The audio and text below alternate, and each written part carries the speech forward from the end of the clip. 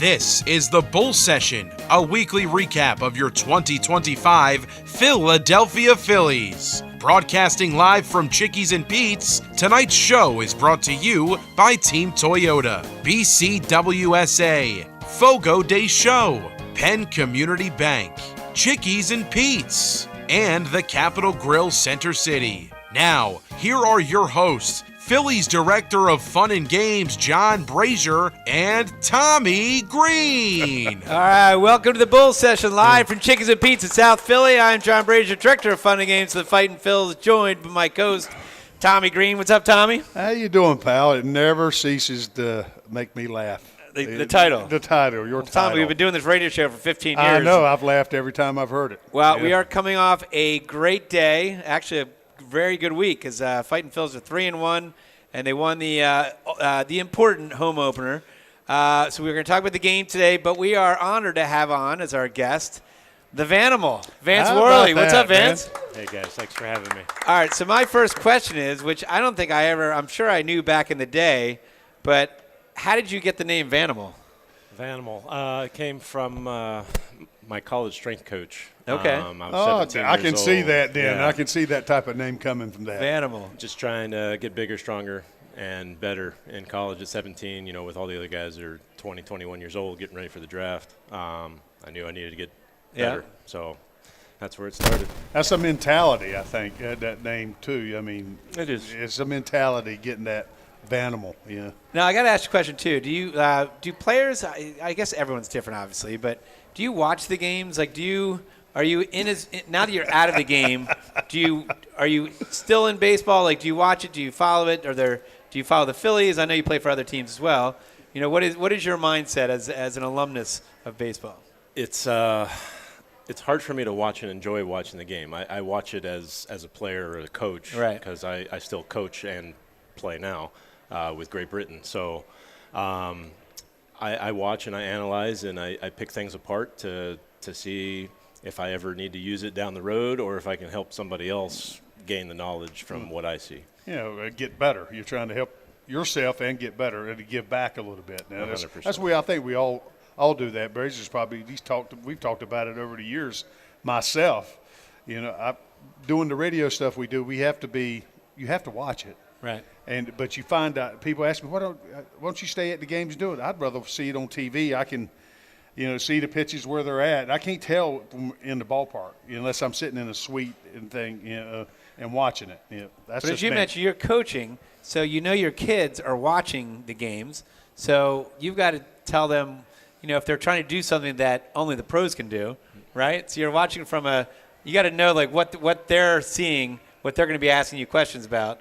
Again, they all got to be within themselves. Totally. And not only that, but the core group of guys that I came up with here in Philly, those were all guys that were starting to get into the film and really studying how these guys, their opponents were. And I was the kid, and I didn't know what to look for. Right. Guys just had their notebooks. And I never kept none of that. For me, everything was just mental. I was just like, okay, I remember that at bat. I remember the sequencing. And these guys were taking the film and using it that way to start picking apart stuff. And now that I'm older, now I understand what they were looking at. Right. And it does make the game a lot easier. It's a lot less stress and a lot less thinking if you know right. what to look for when you see guys. And there's certain pitchers, like, Cliff Lee was basically get the ball, throw the ball, right? And I mean, that was my question, too, because everybody's different. I mean, like back in the day when I played Schilling, Maddox, Schilling was more analytical and more – that type, but we didn't have the instant gratification of the tape or pulling up games, like that instantly. Yes. And all the analytics. And I was like, some of the best comments after a pitcher-catcher meeting was John Vukovic saying to me, "You pitching today, Greene?" Well, you know I did. He put the lineup on the wall, right? And I said, "Yes, sir." He said, "Forget everything we just said. High fastballs, hard slider, go get them, don't think. Pitch your game." Is that how you liked it, Vance? That was me. Yeah. That was me. I definitely worked strength on strength. I didn't have any problem going after guys and attacking. As long as you set yourself up for success in that at bat, you can get the guy with what you want. And they'll tell you a lot of the time if you're paying attention. We pitch. As a starting pitcher, you're pitching once every fourth day or fifth day. Mm-hmm. And you're paying attention to different things and how guys, who's struggling, who's not. It kind of, you store it in the processor. You're seeing things, and if you're executing the way you need to execute, you can pretty much dictate what happens. If you command what you're doing. Yes, execute. It also, it seems, and for both of you guys, it seems that pitchers now are basically developing different pitches, or maybe it's just a kind of a take on a different pitch. They're like Luzardo. Luzardo now put together a sweeper. Okay, now a sweeper, I guess, a lot of it's a hard hook. A lot of it's semantics, right? So it's not. It's like that. It's a hard hook. That's a hard hook. Right. So he throws a sweeper, and he really didn't throw it last year.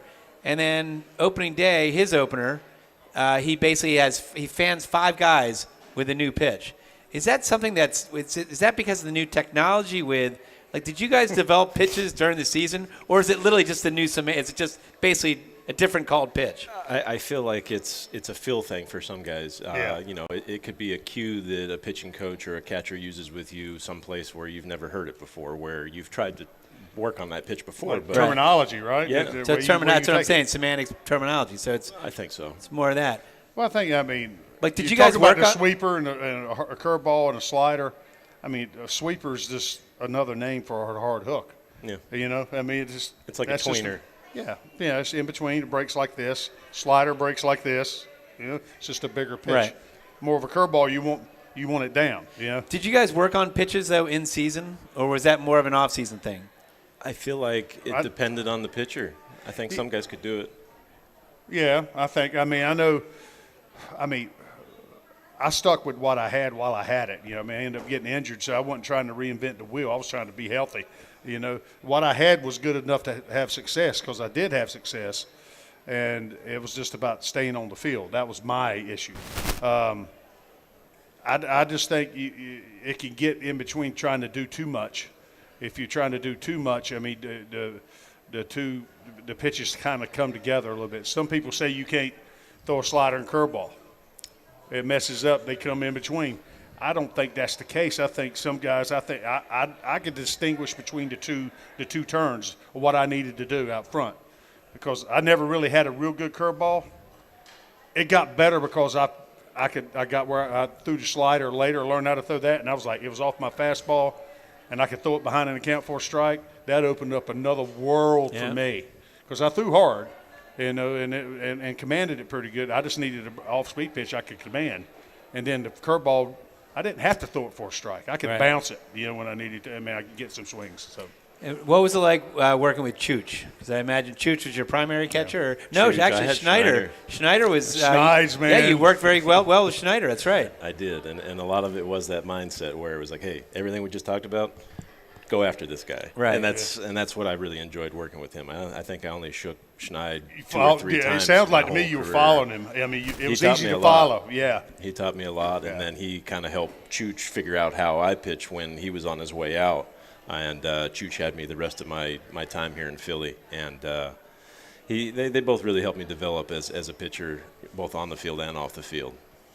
And do you talk to Schneider at all? I've kind of lost touch with him. We've messaged here and there, but he was our catching bench coach in Miami when I was there in 2017. Okay. Well, I hung out with him one of the first fancations with Is that right? Victorino. I was on back in 2011. Oh, wow. And that's when I first met him. And man, we had a good time. He's a good dude. Yeah, great guy. Very. All right, let's talk about the game last night, because it's a home opener. And do you remember both of you guys, do you remember your first, not your first opener, but one of the few openers? Did you guys ever pitch a home opener? I did. It wasn't very good, but I did. And you got the crowd, it's a new beginning. You got the crowd going. There's a lot of energy. You got the pageantry in the beginning. It's different from any other start, right? I think so. It's the adrenaline of being back in front of a home crowd and a full home crowd. Right. Versus just, any point in the middle of the season where it's like those dog days of summer. Right. It's as close to probably a playoff game as it gets at the early point in the season. Well, people ask me all the time about pitching, and pitching in the big leagues. How do you prepare for it? I said, I don't.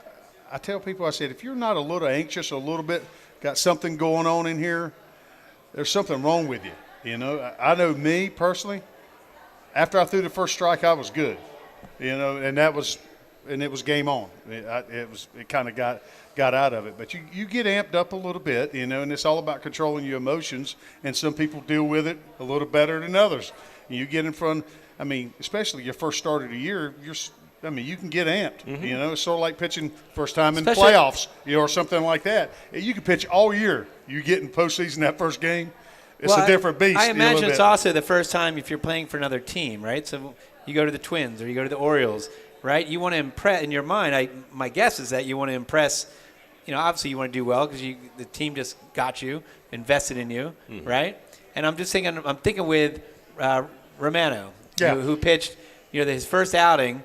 I think he walked a guy and then he hit a guy on his back foot, and I think he was just probably amped up, right? Because he's trying to impress. He just got a contract 1-year deal with the Phillies, right? And but once you get that out of the way, once it gets back to normal, right? Yeah. Sort of like what he did yesterday, right? A little bit. Yeah. Yeah. So I mean he's got good stuff. You know, I can't listen to talk radio, even though we do it. You know, those guys drive me absolutely insane sometimes because the player comes out of me. I'm still see myself as a player. I look at it as a player, and the guy's got good stuff. We're going to really need that dude at the end of the games this year. Well, I tell you what, the back of the bullpen, Alvarado is lights out. I mean, he was lights out in spring training. And I know, you know, sometimes during the course of the season, he can lose control. But, man, if that guy just can keep it up, I mean, he was unhittable. He had 20 strikeouts in 9 innings in spring training. Now, it's spring training, but still, 20 strikeouts in 9 innings. Still, you got guys up there not trying to they're trying to make contact. I mean, but they're not. I mean, and one of the things I started thinking about you a little bit when I think you started and you did some relieving too. How was that? How was the adjustment? Because you probably come out as a starter. How was that when you first started learning? Because I had to do a little bit of relieving, not much at all, but I know what I went through. How did you go through it, and how did it help you? The totally different mindsets. Mm-hmm. The workload is totally different as well. As a reliever, you have to be ready the next day. And as a starter, okay, you got to sit on this for a couple of days and think about how you can make your adjustments. That's when it's really Those upsetting. are tough. Those are tough. But as a reliever, you have that opportunity to bounce back. And usually it's against those same guys you faced the night before. So it's, okay, I know what this guy did. I'm going to attack like this today. Mm-hmm. But just building off of it and just being a good teammate and being able to contribute any way you can. Okay, how physically, on the physical side of it, how did you adjust to that? I mean, because I guess that was the big question I wanted to ask, because I know how I did. It made me better as a starter, because it helped me mentality wise. Being a reliever, it made me more aggressive. I agree. You know, so I wanted to see, and I knew my body. I got what it took me to get loose, what it took me to get ready, know when to shut it down. I mean, that type of stuff. Definitely. The games where you get that call down there and you're not expecting it to be you, and all of a sudden the lights are on, and now my heart's starting to race, and those first couple throws are really short. That's back to what we were talking about. It gets going, man. It goes. Yeah. And it's not like these guys are a walk in the park. I mean, big leaguers can hit, so you got to be able to spot up some. But I feel like as a starter, I was more fine in my bullpens, and then as I was a reliever, it was just throw this thing as hard as I can, get as loose as quick as I can, and then back off when I knew I was ready. Yeah, then see, that's the key. That's what I was looking for, is knowing your body. I knew what my role was. I knew I'd play catch with the outfielders, and so I knew if I did get that call that inning, it wasn't going. I could be ready pretty quick. Yes. So all right. Coming up the show, we will talk about opening day because we had Saquon Barkley. We had spectacular opening day. We'll go through that with our guest, Vance Worley. You're listening to the Bull Session from Chickies and Pete's in South Philadelphia. Awesome. Hi, it's Pete from Chickie Pete's. Our selection of seasonal cocktails make any meal better. Come sip and enjoy our bourbon cherry lemonade, made with small batch bourbon, muddled fruits, and refreshing juices. What a winner! Is fruit your flavor? Try a watermelon shandy cocktail. A smoky grapefruit with mezcal and fresh lime. Or sip and enjoy a very berry martini. All pair perfectly with our seasonal menu features. Come sip and enjoy at Chickies and Pete's.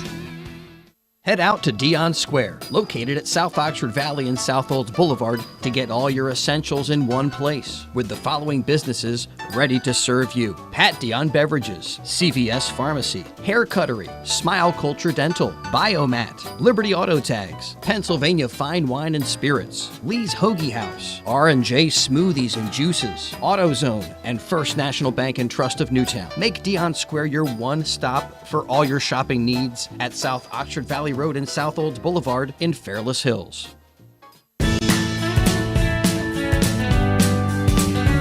With over 7,200 square feet of 200 brewers in stock at all times, Pat Dion Beverages now features 5 different flavors of their favorite slushy cocktails. You can also purchase all your wine, liquor, and other fine spirits right next door. Visit us on Facebook or online at patdionbeverages.com for upcoming events and samples from your favorite brewery or local food vendor. Think banking hasn't changed? Think again. At Penn Community Bank, we've been helping communities thrive for 150 years. From our nationally recognized Access Checking that offers the peace of mind of no overdrafts, to student and free checking plus options with perks that will make you wonder what you did without them, like early direct deposit, overdraft grace, and Zelle. Learn more at penncommunitybank.com/products. Penn Community Bank. Here we grow. Account and feature terms, restrictions, and conditions apply. Ask for full details. Member FDIC.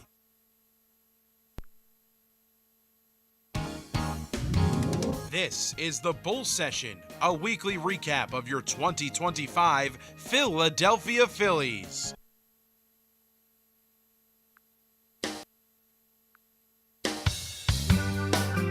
We now return to Chickies and Pete's for the Bull Session. Once again, here are your hosts, Phillies Director of Fun and Games, John Brazer, and Tommy Greene. All right, we are back to the Bull Session live from Chickies and Pete's in South Philly. I'm John Brazer, joined by my co-host Tommy Greene and our guest Vance Worley. And I was telling you guys about opening day. I got to tell a little story. So, opening day. You had a great day. The home opener is always fun, and you never know what part of my job is usually if there's celebrities. I'm usually the one that's kind of the escort that takes them around. And yesterday we had a secret. So I was going around for the last 3 or 4 days on TV and radio promoting all the things that's going on. And the one thing I couldn't tell was the names. Well, right. I said, because we had a patient from Nemours Children's Health throw out the first pitch, 10-year-old boy. Poor kid got hit by a truck. He's doing great. And so he's going to throw out the first pitch. So I could talk about that. But I said, but we're going to have a surprise first pitch. Well, everyone's guessing, obviously, Eagles, right? Yeah. This came from the Super Bowl. But, I try to throw the people off the trail and say, well, how do you know it's not Taylor Swift? How do you know it's not others, right? How about that? So we had set it up. And first of all, the 2 guys we had, you don't get any nicer. I mean, have you ever met BG? BG, yes, Brandon sir, Graham? I have. I He's one of the great He guys. is one of the all-time nice Yes, people he on is. this earth. And smiling all the time. Always smiling. Remember his names, everything. And Saquon. So they came in, and we had to bring him down. Like, I had to kind of sneak him down because people couldn't see him because then they would know, obviously, that's the first pitch.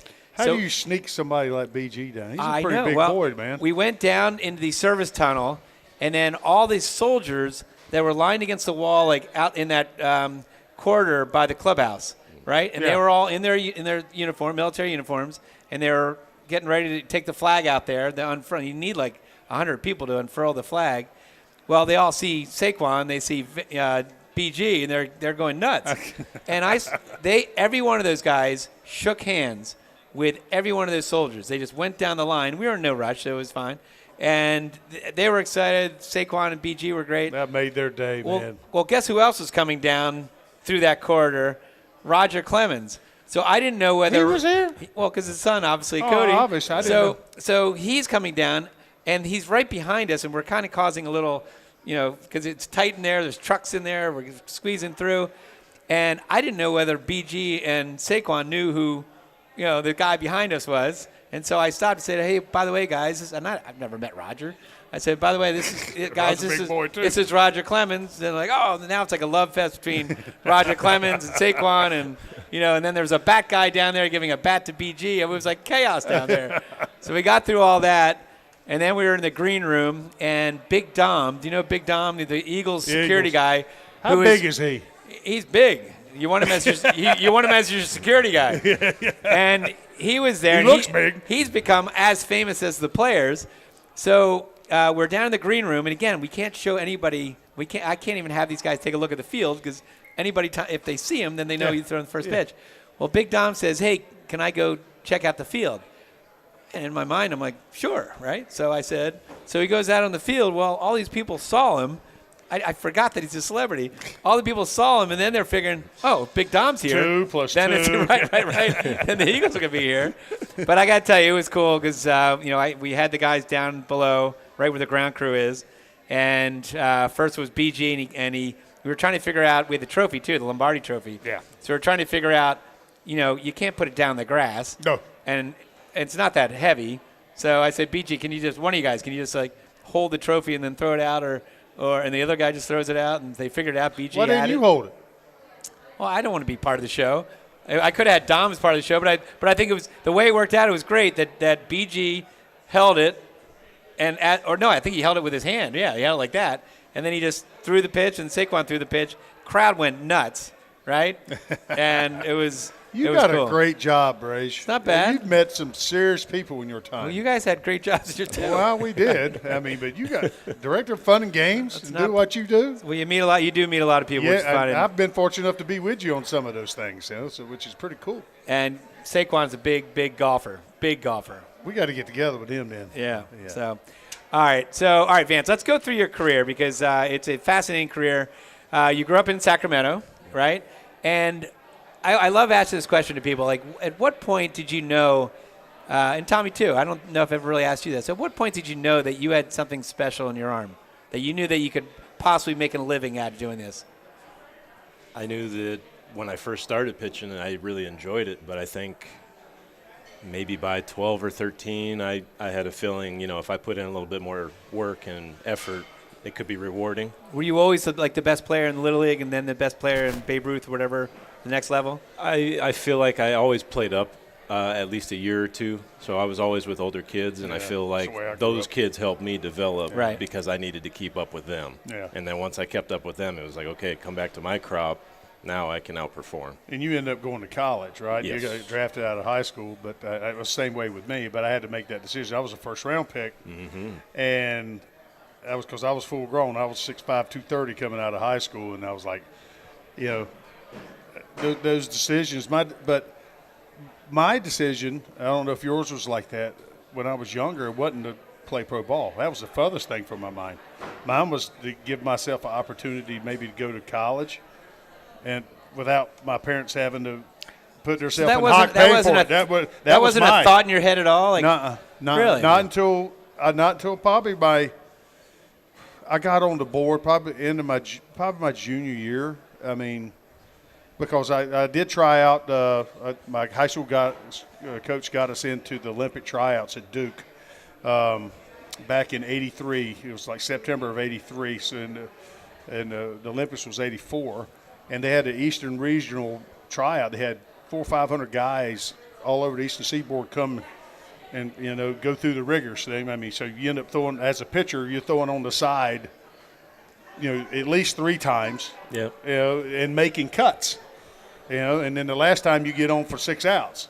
And at the end of the day, they took 4 guys. Was it 4 guys? And I was one of the 4, only high school guy.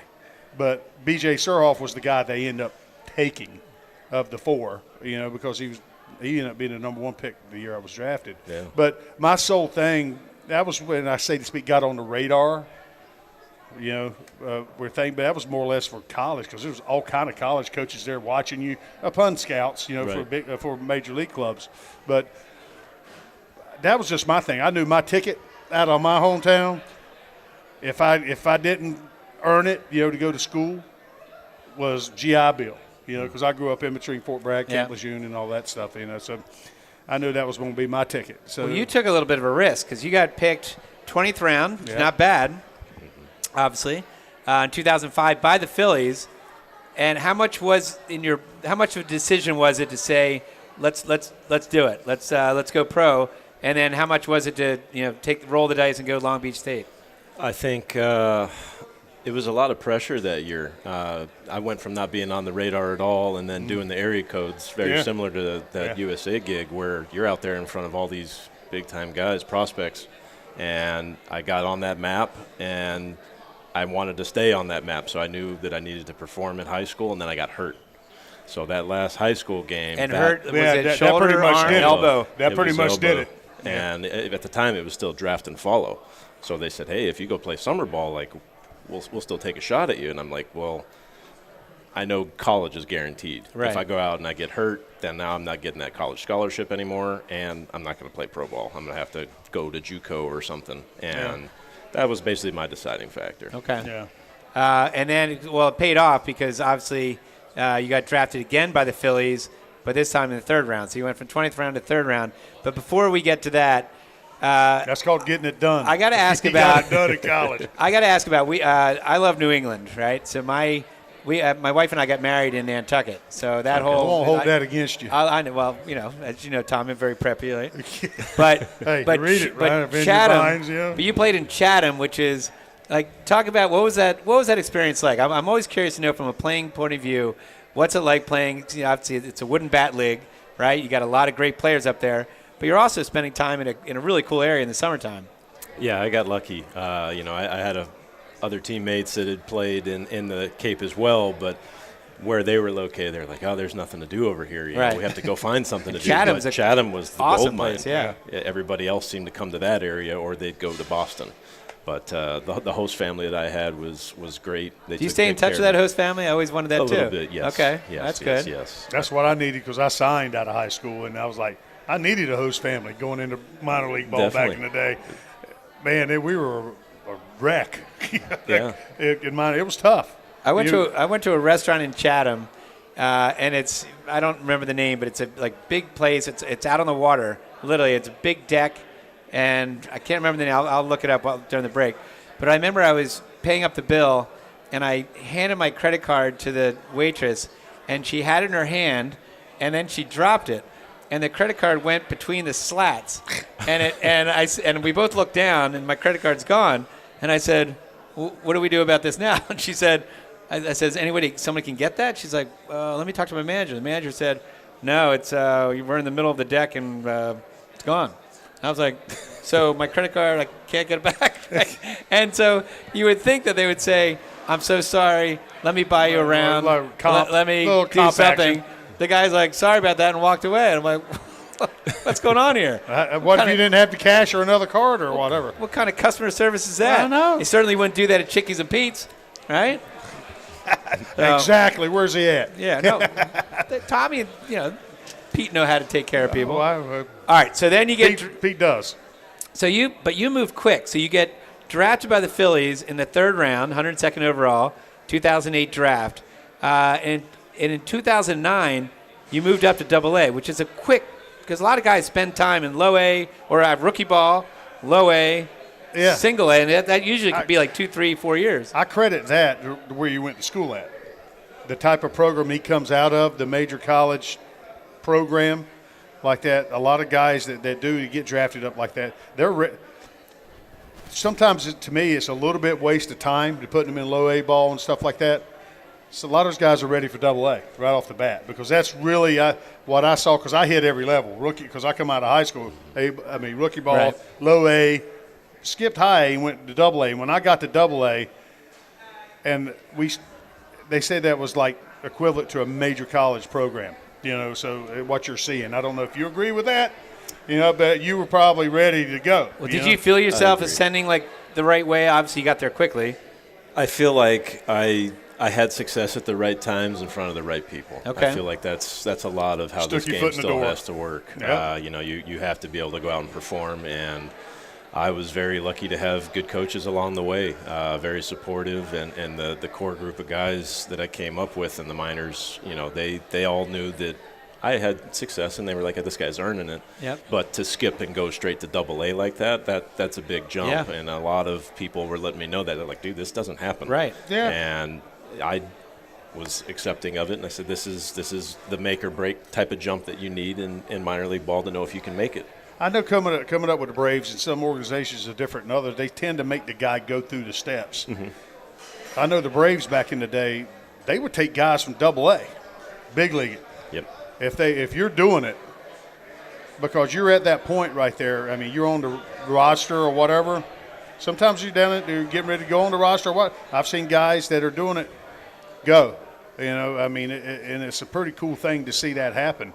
You know, well, Double-A is obviously, you know, if you have success at Double-A, that means there's a great chance you're going to make it, right? Because Triple-A, no offense, but Triple-A is kind of either guys on the way down or guys on the way up, right? It's a kind of it's a way station there, kind of, yeah. right?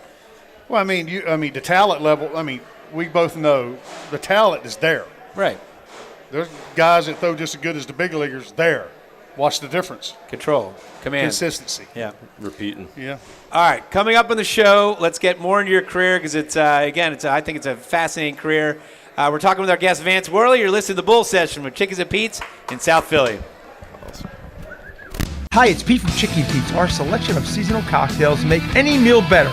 Come sip and enjoy our bourbon cherry lemonade, made with small batch bourbon, muddled fruits, and refreshing juices. What a winner! Is fruit your flavor? Try a watermelon shandy cocktail. A smoky grapefruit with mezcal and fresh lime. Or sip and enjoy a berry martini. All pair perfectly with our seasonal menu features. Come sip and enjoy at Chickies and Pete's.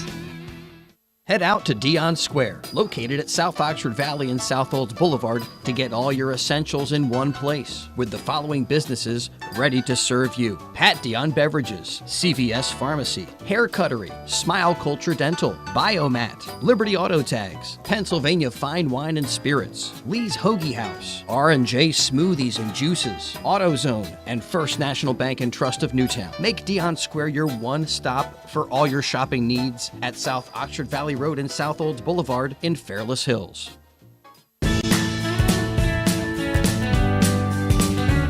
With over 7,200 square feet of 200 brewers in stock at all times, Pat Dion Beverages now features 5 different flavors of their favorite slushy cocktails. You can also purchase all your wine, liquor, and other fine spirits right next door. Visit us on Facebook or online at patdionbeverages.com for upcoming events and samples from your favorite brewery or local food vendor. Think banking hasn't changed? Think again. At Penn Community Bank, we've been helping communities thrive for 150 years. From our nationally recognized Access Checking that offers the peace of mind of no overdrafts, to student and free checking plus options with perks that will make you wonder what you did without them, like early direct deposit, overdraft grace, and Zelle. Learn more at PennCommunityBank.com/products. Penn Community Bank. Here we grow. Account and feature terms, restrictions, and conditions apply. Ask for full details. Member FDIC. We now return to Chickies and Pete's for the Bull Session.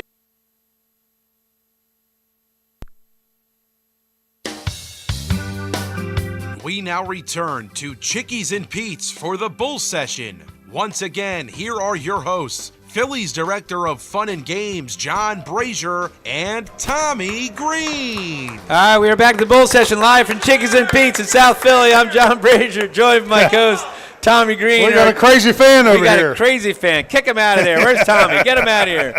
And our guest, the Vanimal, Vance Worley. So, Vance, we got to, again, where we left off is you were in Double-A, and then you did then you went to Triple-A, right?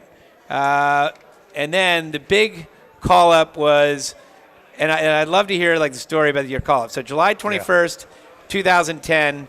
You get the call up to the majors. Obviously, the Phils are right in the middle of one of the great runs of Phillies history, right? Mm-hmm. What was that like, your first experience coming up, and you're in the locker room with some pretty big stars, especially on the pitching staff? And a sold-out crowd every night. It was a lot to take in, but the call-up was pretty special because, again, like I said, I had some pretty good staff members in the minor leagues. And Steve Roadcap, I had him in Lakewood, and then he made the jump from low A to double A with me, so I had him in Reading then, and then 2010 he repeated Reading with me. So he basically walked me through on the managing side and the pitching side because he was a catcher. Yeah. And he helped me really develop to kind of get ready for the big leagues. But I was charting in the stands that day. Well, I hated that, man. Yeah, it was a hot one, Erie, Pennsylvania. And I got called back after the bus had already gone to the hotel, and so I go back, and all the older guys who'd been around were like, "Oh, you're going, you're definitely not here anymore." And I'm like, "Well, I'm not going to get my hopes up. It could be anything." So I get there, and Rhodey goes, "Hey, you messed up on the gun chart," and I'm like, "Well, I wasn't on the gun tonight." And he goes, "Oh, well, I guess I better call this guy up then, and not you." And I'm like, "What?" And he's like, "I'm kidding." He's like, "You're going to the big leagues. Go pack your bags. Like, I don't want to see you again. You earned it. Congrats." And, I text a couple people, my family members, and the next thing I know, I'm bombarded with all these texts from people I don't know. And I meet the team in St. Louis, which is another really big baseball city. That's a great city for baseball. And they love it. It was hot. And I get there, and Did they you know had turf in? No. Oh, we were on turf. Did you have a relationship with any of the guys that were on the team in the minor leagues at all, or not at all? In the minor leagues, when you got to that, when you get to the locker room, were any of those guys? Did you know from coming through minor league ball, or was it? I knew them all just from playing with them in minors. Yeah. Okay. So you knew these guys. I knew them enough to where they'd been in other organizations where they'd seen other guys get the call, and they knew what to expect. Right. And, I'd seen some guys get the call to AAA, but not to the big leagues, and still very special. You're climbing the ladder. People don't realize how big a thing that is, man. Making those steps, and you have to do it. I mean, each time. I mean, you got to make those steps and don't regress. You got to progress. Mm-hmm. Take those steps forward every year. So then the talk about that. Your first. All right. So then in 2011. You were called up to the majors to be the team's fifth starter. I think Blanton got hurt, right? You went on the disabled list. And you pitched 6 shutout innings and got the win. Wow. How cool was that? Nicely done. It was very cool. Again, and it was a lot of guys returning from the year before, too. And, I feel like that was just kind of the year of I was going back and forth between Lehigh and Philly with, some of the guys on the staff getting hurt.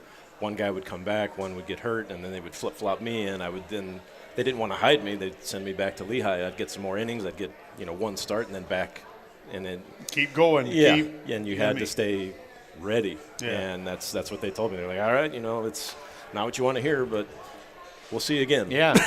Well, Tommy, he said something about when he got caught. What he did was text and call.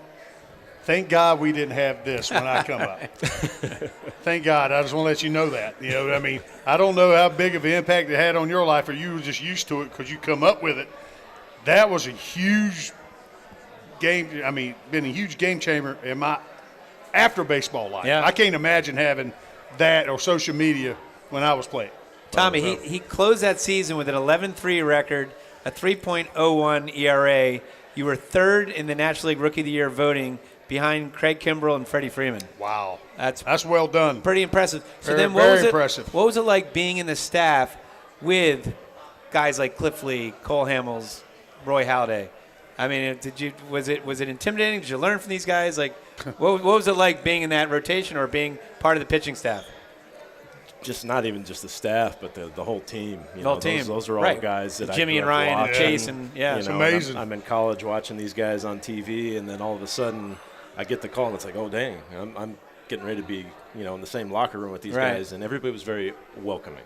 That was one thing I noticed being with different clubs too, is how younger guys are treated in other places, and Philly was very good about it and very welcoming.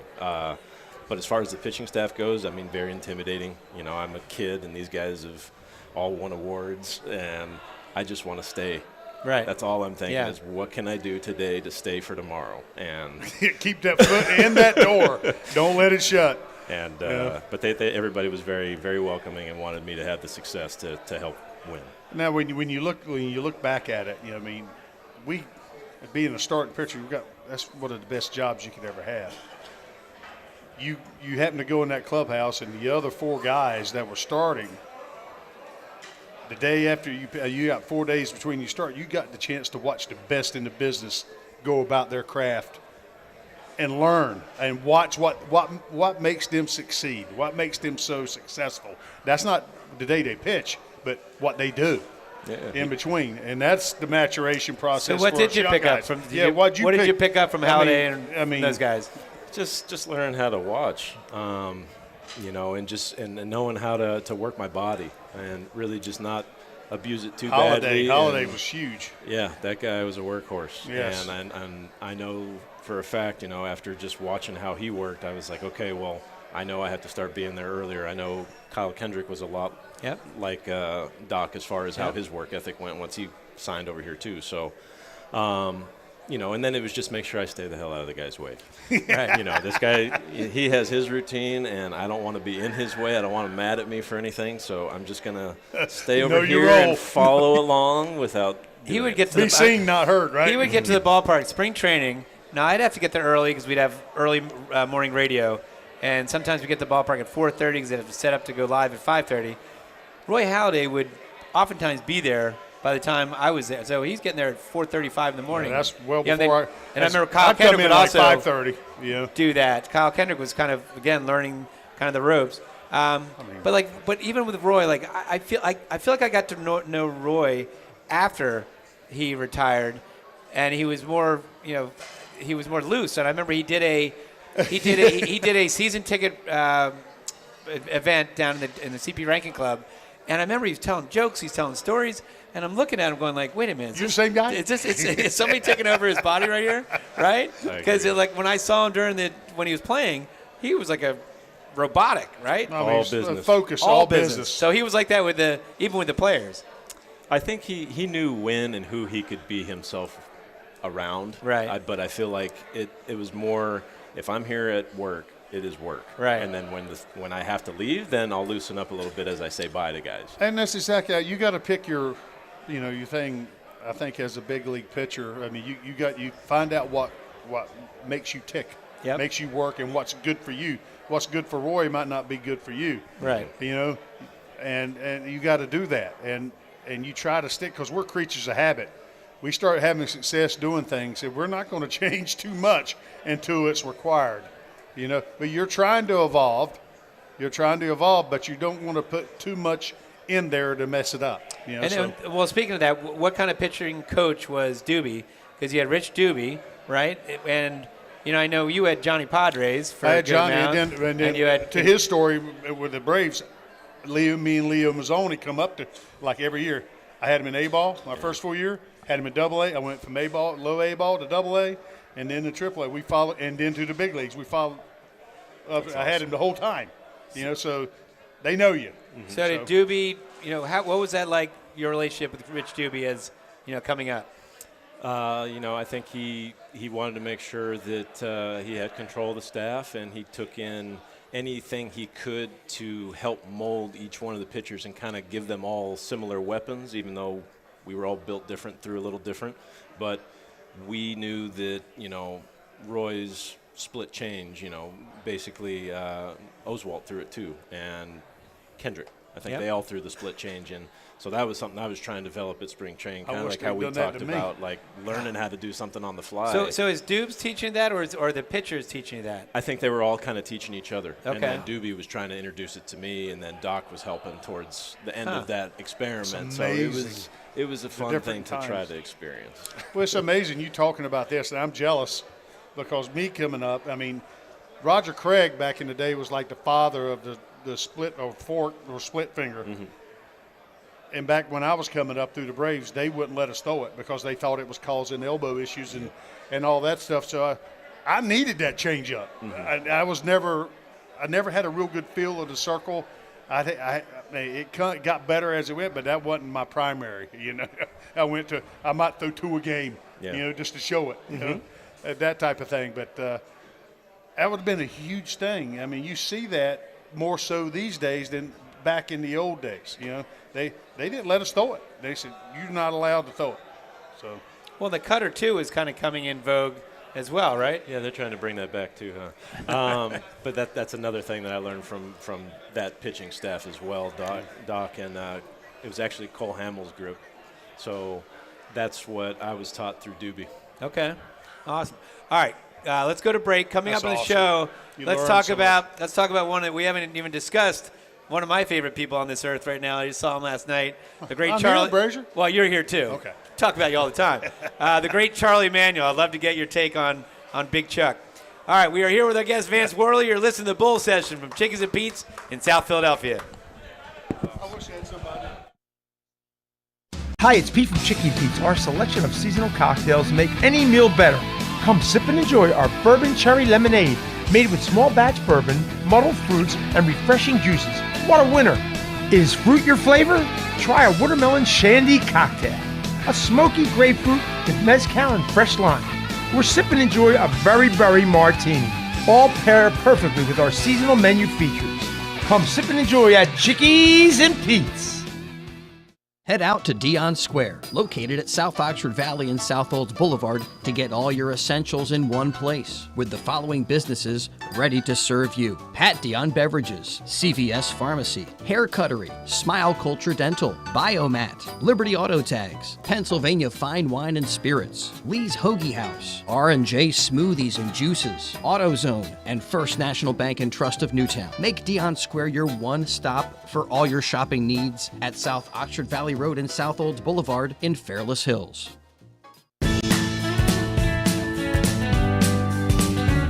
With over 7,200 square feet of 200 brewers in stock at all times, Pat Dion Beverages now features 5 different flavors of their favorite slushy cocktails. You can also purchase all your wine, liquor, and other fine spirits right next door. Visit us on Facebook or online at patdionbeverages.com for upcoming events and samples from your favorite brewery or local food vendor. Think banking hasn't changed? Think again. At Penn Community Bank, we've been helping communities thrive for 150 years. From our nationally recognized Access Checking that offers the peace of mind of no overdrafts, to student and free checking plus options with perks that will make you wonder what you did without them, like early direct deposit, overdraft grace, and Zelle. Learn more at penncommunitybank.com/products. Penn Community Bank. Here we grow. Account and feature terms, restrictions, and conditions apply. Ask for full details. Member FDIC. We now return to Chickies and Pete's for the Bull Session. Once again, here are your hosts, Phillies Director of Fun and Games, John Brazer, and Tommy Greene. All right, we are back to the Bull Session live from Chickies and Pete's, South Philadelphia. I'm John Brazer, joined by my co-host Tommy Greene and our guest Vance Worley. And I brought up right before we went to break the great Charlie Manuel, again, one of my favorite people. I got a chance to see him when I went down. I saw you at Darren's event. He's the best. That's the first time I've seen him in a while. It's so good seeing him and Misty. Well, he is the best. So, Vance, before I want to get your take on it, I got to tell you a couple of things. First of all, Charlie's funny, right? Like, really funny. Yeah, I love when he says, he goes, I was so poor the first time I slept alone was when I got married. And then one time, and Tommy knows this because at fantasy camp, we had this what's called Bull Session, and we have like 22 former players, and there's like 200 people in the room, and you can ask any of the legends any question you want. And someone said, hey, Charlie, I heard when you played over in Japan, Americans, they'd have a song for Americans. Did they have a song for you? Now, 2 days before this, I had asked Charlie, I know you spent 3 or 4 years in Japan. Do you speak Japanese? Can you read a Japanese newspaper? And he's like, he's very modest. He's like, no, maybe a word here and there. Maybe I can understand some of the stuff, but not really, right? 2 days later, someone asked him that question. Next thing you know, Charlie stood up, and he starts singing in Japanese his whole song. I heard it. Remember that? I mean, you could hear a pin drop because everyone's astonished. Awesome. We're astonished because there's Charlie Manuel, like singing in Japanese, going Okinawa, like doing the whole thing. With his accent too. With his accent, and nobody pulled out a cell phone because I think everyone's still in shock at what Charlie's doing. So, how great was it to play with Charlie Manuel? I believe it. I really enjoyed playing for Chuck. He was the kind of manager that just wanted you to go out there and do your job, and do it to the best of your ability. Do you think there was a guy that loved hitting more than him and talking about hitting? No. It's unbelievable. If you liked hitting, and I you're a loved hitter. it. I'm like, he's like E.F. Hutton. Once he started, I'm like, I sit Right. there like this. I'm like a kid in first grade. I'm like, Now pitchers aren't even hitting anymore. So did he help you with your hitting? He watched the guys out there hitting. We take our BP after the guys throw our bullpens before home games, and He just enjoyed being around baseball. Yeah. But definitely hitting. I mean, he was definitely, trying to let us know, hey, like get ready. You got to get ready earlier. Now he can be Get tough ready, too, get right? loaded up. Like a lot of people maybe didn't see the tough part, but he could be tough. Like, Oh, yeah. right? Oh, yeah. I mean, you could bring him to his office and kind of yeah. rip you one, right? Well, it was old school baseball. It was different back then. But it was constructive criticism. Right. How many times you heard that, Yep. Brazer? Yeah. I mean, and I think that's a huge thing. You're coaching now. What age groups are you coaching, or what are you involved in? I'm coaching with Great Britain's 23 and under European team. Okay, so and you I see do a private lot of lessons, a too. lot of, or you see a lot High of school, guys. college. Okay, high school. Okay, so do you take in the theory? I know I try to be able to get on somebody. You got to be able to go like this too. You have to. Because I've seen a lot of guys just be able to yell and scream. Mm-hmm. But see, I can already tell that's not in your nature. You know the type of person you are. You can do it, but it's not. Just you're such a soft-spoken person. And you go about, you let your actions speak, but you're trying to teach the game, so you have to be boisterous sometimes. You have to be able to communicate. Yeah. Not everybody's wired the same. I think we mentioned that Yeah. before. Some kids you can tell them in a nice way, and some kids you have to get on them a little bit to where they go, oh, and You open get their eyes. their attention. You get their attention. But I think baseball in general is moving, and even sports in general is moving away from the Sparky Andersons, the kind of the tough guys, right? And more. God forbid you hurt somebody's feelings. Well, I know, but you are getting more the Dusty Bakers, right? The Terry Franconas, the guys that are more Constructive criticism. you would That's call the difference. Well, That's I'm not the saying word. they're not tough at all. I'm saying more the player, manager, more pat on the back than I had both. Well, I worked with Bo and Vukovic for a long time. Dude, I played. They were my coaches. That was some and old school managers. right there. It was unbelievable. So wait, so the under 23 Great Britain team. So are they practicing over here? Like, how are you? We basically get together for one tournament a year, and this is my second one now. I was in China with them last year. Okay. And, That's got to be cool. it was going a over cool there, experience. I'd never been over to Asia, and just getting the opportunity to play with them, that opened the door for the coaching side of things, because they're like, if you want to try it, this is the place to try if you're trying to get back into baseball and still stay in it. Yeah. And I really enjoyed it, because it's a way for me to still stay in the game, share the knowledge, and help make people better. How many guys are really British in the sense that they, born and bred and pretty much lived over somewhere in Great Britain, or how many are like Americans or other nationalities that have had, maybe majority parents of are the English? guys are here in the States, but mostly their tie has to be at least their mom to be eligible, so they can get a visa to travel under British rule. Same thing with a couple other of the British islands, Virgin Islands. That's where we're getting a lot of the Bahama kids from. Have you gone over to England?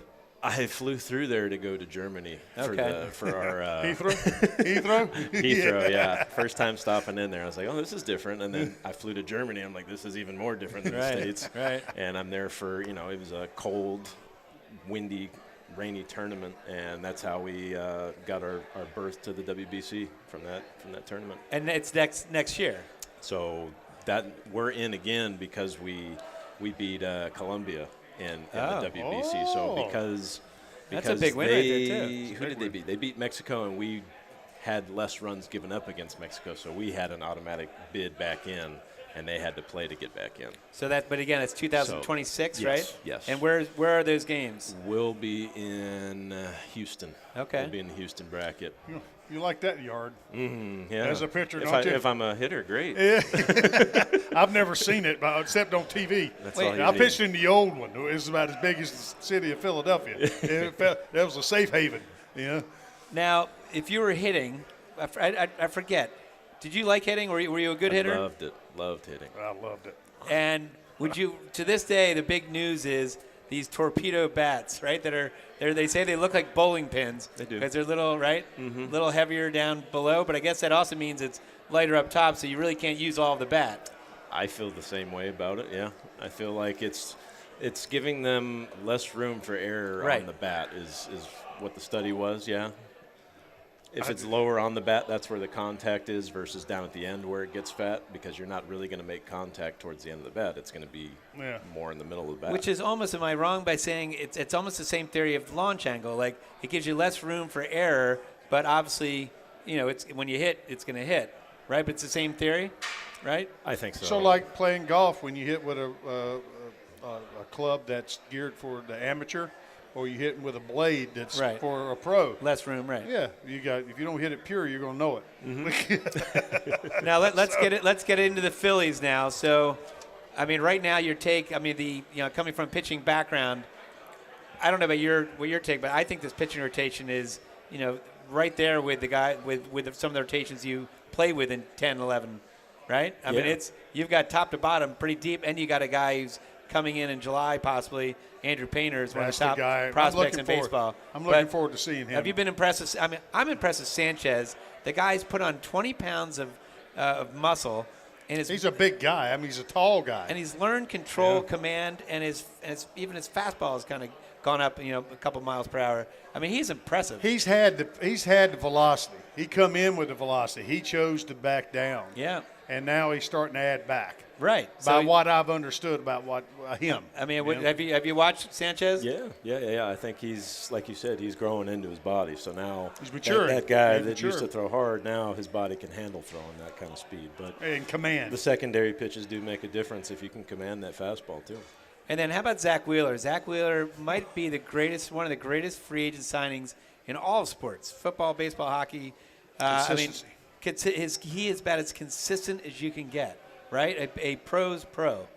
Yeah, I agree. He's what you're going to get out of him when he goes out there and takes the mound. Yep. Very important. That's the thing. Knock on wood is these guys stay healthy and able to take the post. Yeah. Nola. Everybody I wish I was like Nola. I mean, being able to take the post, physically. Tabled. All right. Chris Ermer, our producer, just said, all right, I guess we got to take your tabled, meaning, it's off the table. All right, good.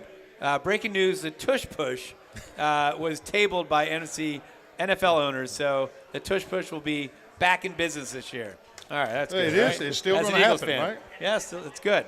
That's good. All right, Chris, you got me off my game here. What were we talking about here?